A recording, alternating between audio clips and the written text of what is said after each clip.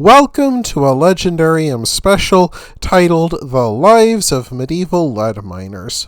Lead mining took place in Britain since the Iron Age, but grew rapidly during the Roman occupation.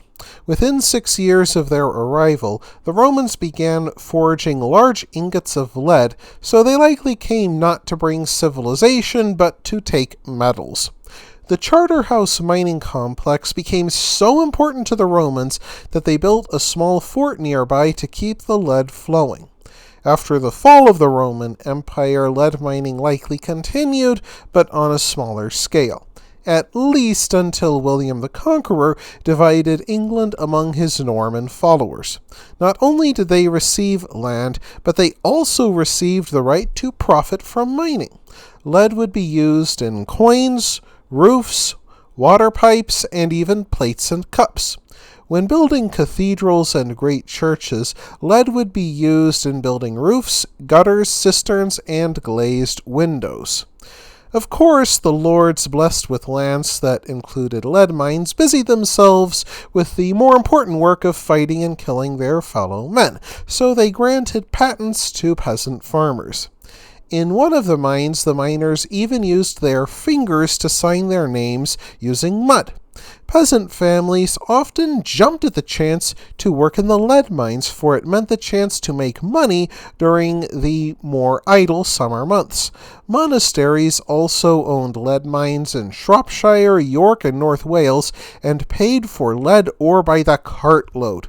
Even better, the local knight or lord who ran the area had no claim on monastic lead money since it came from the church. Peasant farmers could use it to buy better clothes, better animals, and better booze by working in the mines with their entire families during the summer months. The luckiest miners could earn enough in one summer to buy 80 sheep for their farms. However, the mines demanded much toil before they spilled their bounty. First, miners navigated the tunnels, stooping in the tight corridors. Lead mines resembled rabbit warrens, vast networks of tunnels. They plunged in more than 1,000 feet, then mounted timber platforms to search for silver specks in the rock walls, which meant the richest ore deposits would be nearby. They removed the lead ore using chisels and hammers at 45-degree angles, making for back-breaking labor. Miners judged the quality of the lead by the weight of the stone. Lighter stones meant no lead, heavier stones meant lots of lead. The best teams could fill 50 creaking timber carts each day. Yet they also faced dangers from underground flooding and lung damage from inhaling lead dust.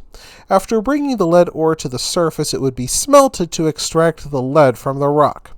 To reach the 600 degrees Fahrenheit needed to remove the lead, medieval miners constructed furnaces on hilltops to fuel the flames. They dried wood in a kiln, creating a superfuel called white coal, which burned hotter. Oak, the toughest wood in the forest, usually used to create axe handles and the like, made for the best white coal. To create an airtight furnace, they filled gaps with clay to completely seal it. Smoke only came out of a tiny entrance at the top. Miners smashed lead ore into small pieces to make it melt faster. Next, they built a furnace with a hearth where the lead would collect after it melted into silvery streams. The completed furnace resembled a pyramid of timber as tall as a man, yet it melted and smelted the lead for use in building. From there, it could be cooled into ingots that the Normans called pigs. Despite its uses, lead is still a toxic metal. Even at low levels of exposure, lead can reduce brain function and cause life-threatening or lifelong illnesses that sadly became a fact of life for generations of lead miners. Unfortunately, as lead mining expanded, the lead-producing regions of Britain suffered levels of lead pollution as high as that found during the Industrial Revolution 500 years later. Royal hunting forests came to resemble the industrial nightmares described by Charles Dickens.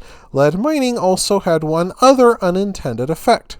After the 1500s, much lead went into the manufacturing of glass, a new and novel item.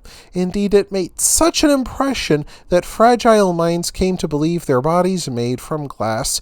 Some took to hiding in cupboards or strapping cushions to themselves to keep from shattering upon impact.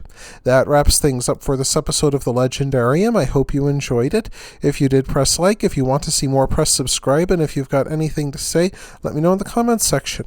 Thanks again for joining me, and I hope that you have a great rest of the day.